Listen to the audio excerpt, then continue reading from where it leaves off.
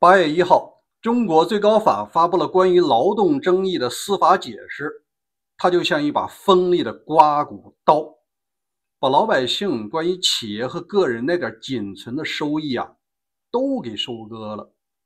现在的80后、90后，真正60岁或者65岁延迟退休的时候，养老金够不够生活？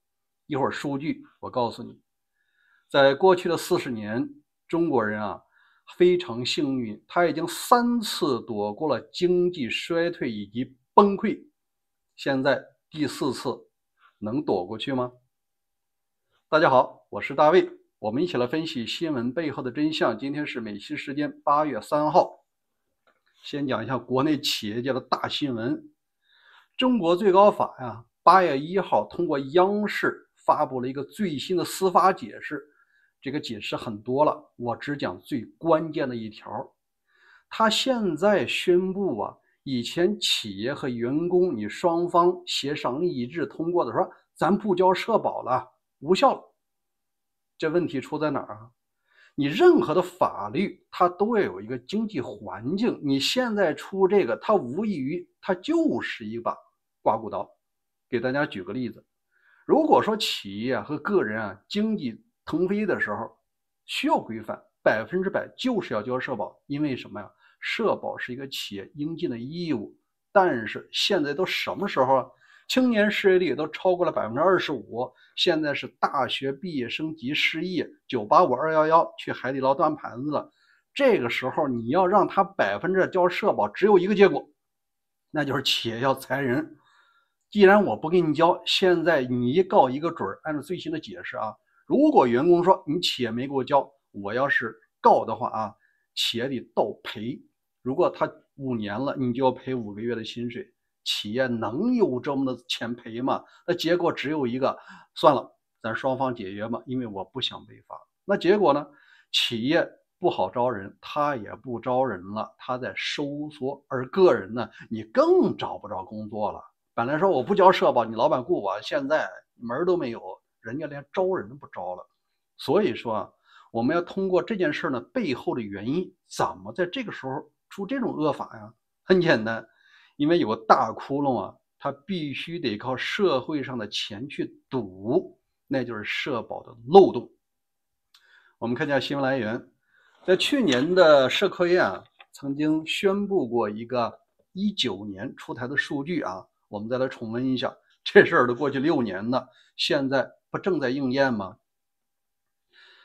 最早拉响中国社保基金面临崩溃预警的是中国社会科学院。2019年4月，这家官方宣传机构研究机构发布了《中国养老金精算报告2019至2050》。报告预测到2028年，当期养老金结余可能会首次出现负数，缺口为1181.3亿元人民币。到2035年，养老金有可能会耗尽。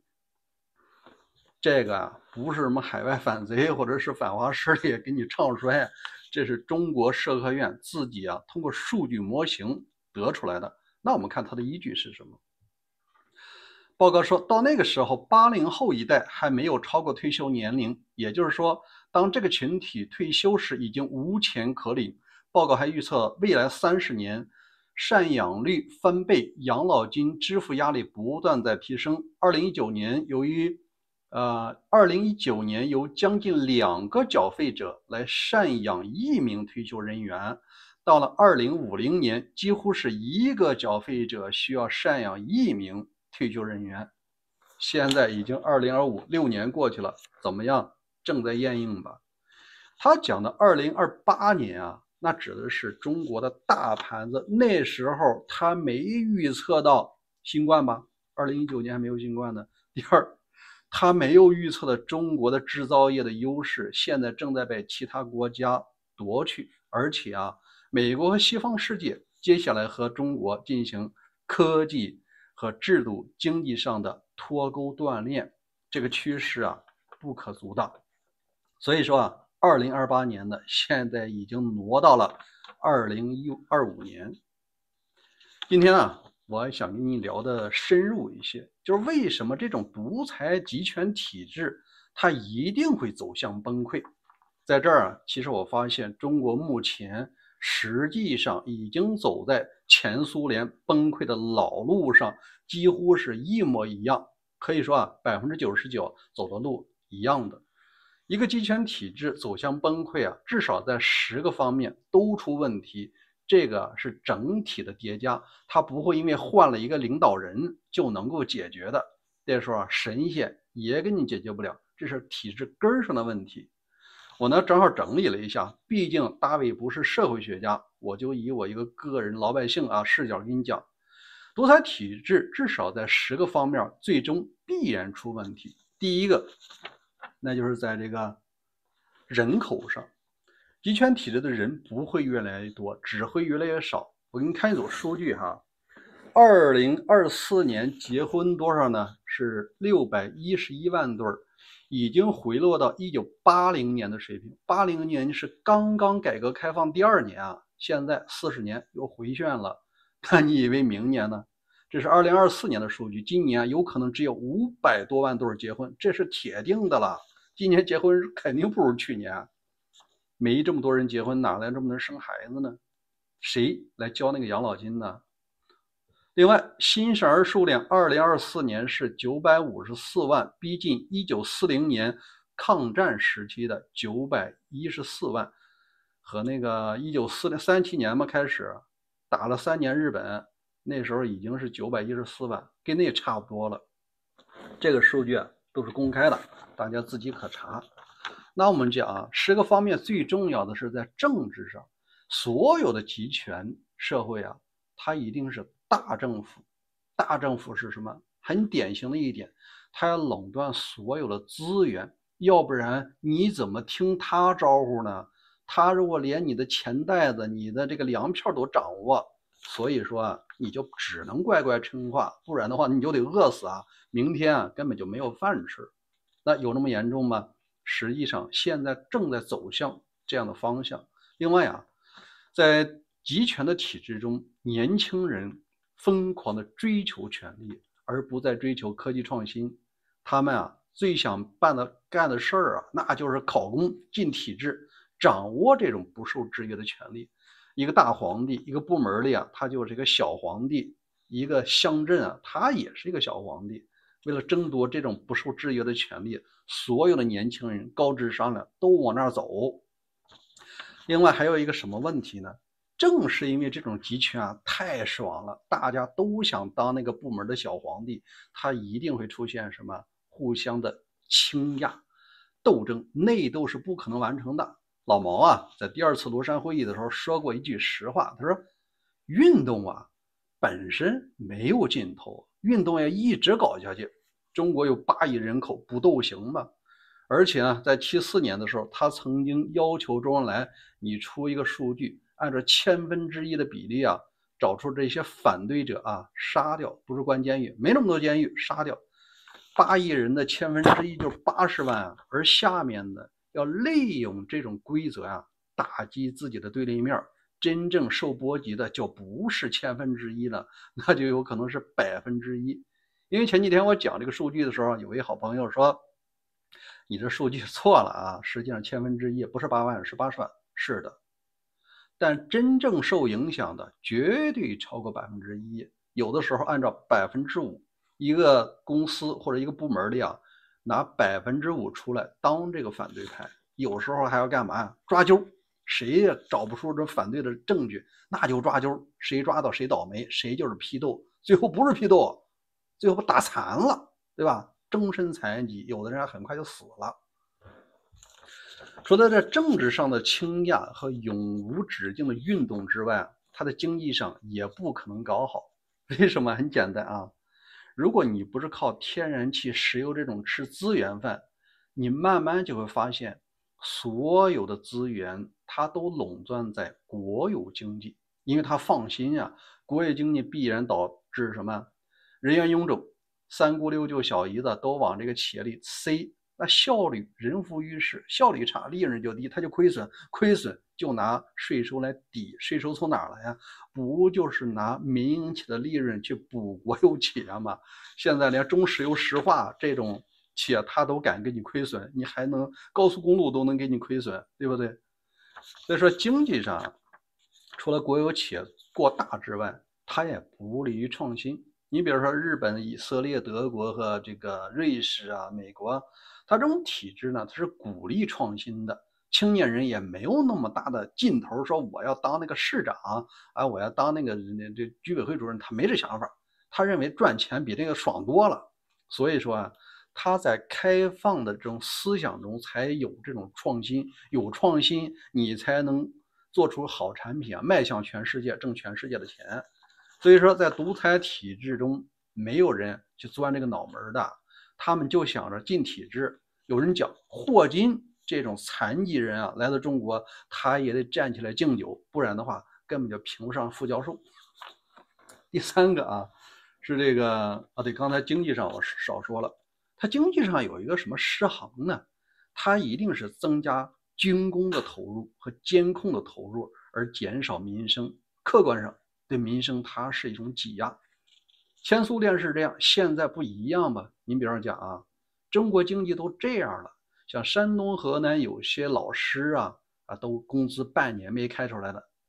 具体的你可以查一下，好像是高密呀，什么什么新茹市啊，这个城市这些省啊，在经济上都还是排名前列的，这是曝光出来的。那钱花哪儿去了？军工。你看啊，国内又是什么嫦娥飞天呐，又是探月啊，又是什么太空探索啊，这个花的都是大钱。而且更重要的一点呢，现在国内的潜艇、驱逐舰和航母啊，都跟那个下饺子似的，这个它从来都不缺钱。因为你有了这些舰艇之外，剩下什么维护？维护是不是得花钱？油料是不是花钱？耀武扬威在东海走一圈，花不花钱？另外，这些上面要有舰载机吧，要有导弹吧，要有轮化嘛，这个实际上也都是一个无底洞。另外，除了这个所谓的抵御外敌呀，对内的敌人也是一个花钱无底洞。比方说，中国的维稳经费实际上在多年前已经超过了军费了。他要对付两个敌人，一个是外部的所谓敌人无论是美国也好还是日本也好，不经常反美反日吗？实际上能够威胁统治者地位的可能是内部敌人。所以说他要找出这种潜在的反对者，用什么办法呢？监控。这个监控至少说政治局常委的他也在被监控之列。你看老毛时期中央警卫局你任何一个常委政治局委员的司机、小护士、私人医生，他们的学名叫保健医生，还是你的保姆，不是你想雇谁就雇谁的。这得通过一个部门叫中共中央机关事务管理局那时候直接管的部门呢叫中央警卫局，现在有的叫这个国务院机关事务管理局了。就是你的部长、副部长，你家里的保姆、司机、护士，助理、政治秘书，这都是上边给你派的，这帮人不就是你的一个眼线吗？所以说有时候上层他也在监督之列。那你说什么部长、副部长、什么市长、市委书记，他也有监督的。老百姓监督不了，但上面想监督很简单。所以说在这种情况下，内外敌人也是个财务的无底洞。那挤压的谁？自然是养老、医疗、教育的民生投入。第三个，我们讲到了这个科技刚才我提到的西方发达国家，它是科技驱动型的政府这样的国家，它卖了东西它不停的迭代。比方说手机卫星什么电动汽车，这些好玩意儿是利润比较高的。但是中国它也想学，但它往往采取什么办法呢？就是逆向研发，说到底就是山寨。我把你那拆完了以后呢，我这装起来，我知道量量尺寸，我重弄一个。但这个东西有什么弊端呢？名义上你是有捷径，但实际上你只能是复制，而你没有创新。给大家举个例子，现在老习讲的新质生产力推了几个产品，一个呢叫电动汽车，而现在可笑的是，电动汽车的高端芯片，它依赖于进口。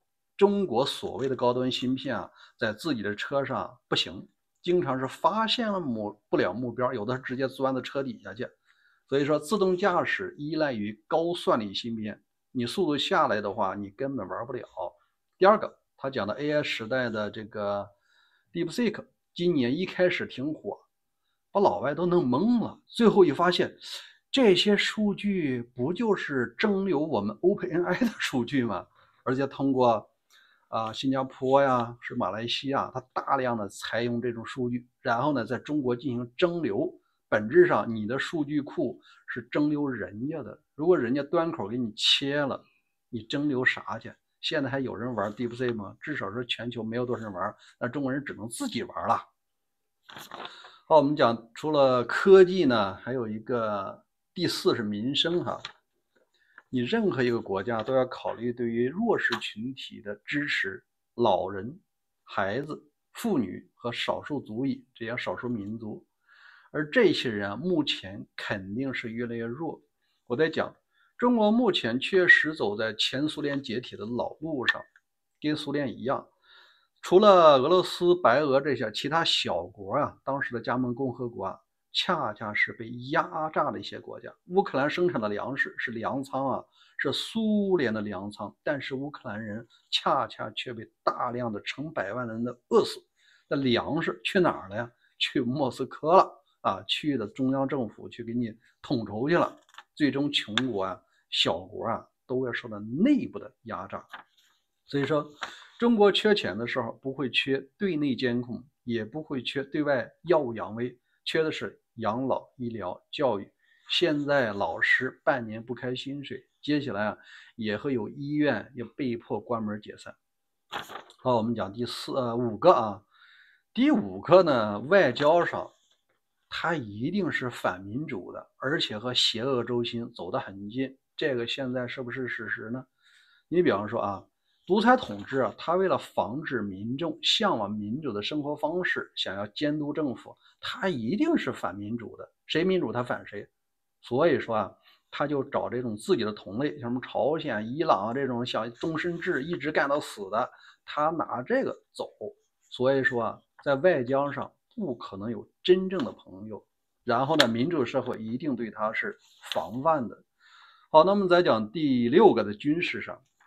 军事上我刚才说了，穷兵黩武是一定的，因为这个呢，能够在某种程度上增强民族自尊心。你看阅兵走得多整齐啊！后来我发现，中国人阅兵啊，今年93快阅兵了，还有一个多月，还有一个月。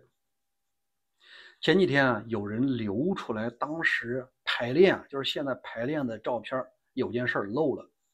你听着走路什么咔咔咔咔，声音很大是吧？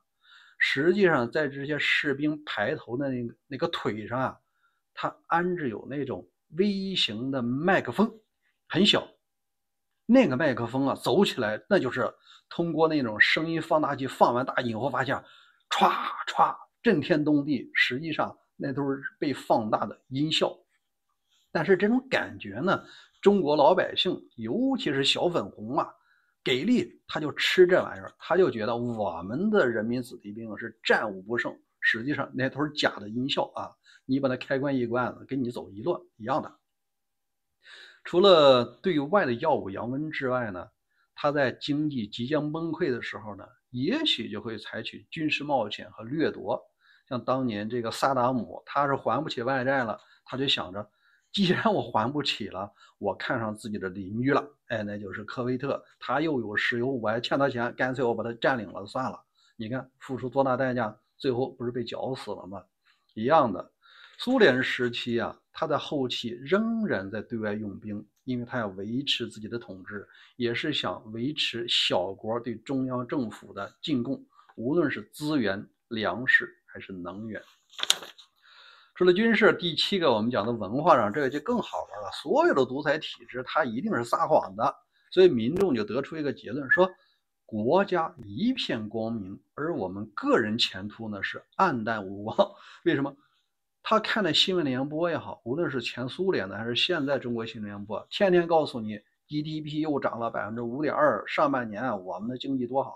你看，7月30号中共中央政治局会议上，他对上半年的评价是，居然我们中国经济有非常大的韧性啊，我们的这个时和势还在我们这儿呢，我们要增加这个对外斗争的主动性。他感觉自己挺爽，他难道不知道这些数据都是编出来的吗？实际 GDP 估计连2都没有，对吧？而民众啊，他自己有个体验，他认为自己暗淡无光，就是我连房贷都还不起的时候，你那么好跟我有啥关系呢，是吧？另外，我们讲到这个环境保护啊，这点极其重要，这个涉及到每一个人的健康和生命质量的问题。在苏联时期啊，它就这个切尔诺贝利的核电站泄漏啊，伤了几十万人吧，很多人得癌症死了。中国啊，像这种事儿非常多，像今年的天水的那个铅污染，你以为只有天水吗？只有化工厂的地方，只要有铅锌矿的地方，像内蒙、江西、云南啊，你到附近村里测一测，敢不敢测？测完了以后啊，你就知道当地的铅有没有污染了。第二呢，也会有大量的化工厂啊、农药厂啊进行排放，因为它为了降低成本。所以说，国内现在民众吃的东西啊，实际上不怎么放心了。只要你不吃特工，你就会吃到科技与狠活，而那些东西啊，它很多时候它就是强致癌物，有些防腐剂它就是致癌的。这就是为什么有些人在40多岁啊中风了，因为血管已经硬化了。你长期吃那防腐剂，那血管能不硬化吗？好，我们再讲第9项啊，关于这个司法不公。这个司法不公啊，它是长期的，它一定会出现什么？既然没有说理的地方了，那我要自己讨个说法，那就会变成什么？私刑。再就是像弱势群体的群体事件，像有人到幼儿园砍孩子的啊，有人到开着车这个无差别撞行人的，他就认为这社会欠我的，我也没处说理去，那我也给大家一个交代，对吧？第10项，那就是货币的贬值。当年苏联解体前，人们拿着一篮子不是里拉，就是卢布，只能换回1块面包。有的时候你拿着一篮子钱去排队，面包早早的卖完了，你就把这一篮子货币啊，你再背回来饿着。那时候俄罗斯确实是军事能力世界排名第2，仅次于美国，但是民众拿着钱却买不到土豆和面包。现在啊，我感觉中国也可能会出现粮食短缺的问题。刚才这10项呢不一定准确啊，也欢迎各位来补充。最后我想说一下，中国今年啊，为了应对这种各处的缺钱，无论是各地的地方债啊，他自己中央的债务，还有就是养老金的缺口，有一个办法，那不是科技创新，那只能是印钱，这也是中央政府能够左右的。中国的它不是美联储啊，它必须听总理的，总理就听总书记的。那我让你猜一下，今年到底发了多少钱，是去年的多少？好，我们来看数据啊，我一会儿图告诉你。中国 M2 货币供应量2025年截止6月份，它同比啊，就是比去年增长了8.3%，等于贬值了8.3啊。从5月的这个3一直涨到33.332.5万亿人民币，30多万亿，上半年已经发出来了。你说这个大水漫灌什么感觉呢？很简单，我小时候馒头啊1毛钱一个，当我20来岁的时候已经涨到5毛钱一个了。现在据说在山姆超市啊，在2块到3块钱一个，这涨了多少倍？那按照这个发行速度啊，它一定会涨到10块钱一个馒头。如果说80后、90后，你真正退休的时候，虽然说，我一个月养老金5000块钱，能买多少个馒头，够不够？这个时候就不用我多说了。好了，那最后时间关系啊，关于中国3次躲过了经济危机，那只能留着下次再聊了啊，咱们这个没刹住车。最后，如果您觉得大伟的节目还行，欢迎点赞、订阅，然后呢把我那小铃铛你给打开。我明天给你讲的时候，你不就能听到中国第4次还能不能躲过这个经济危机吗？咱们明天见啊！这他讲多了。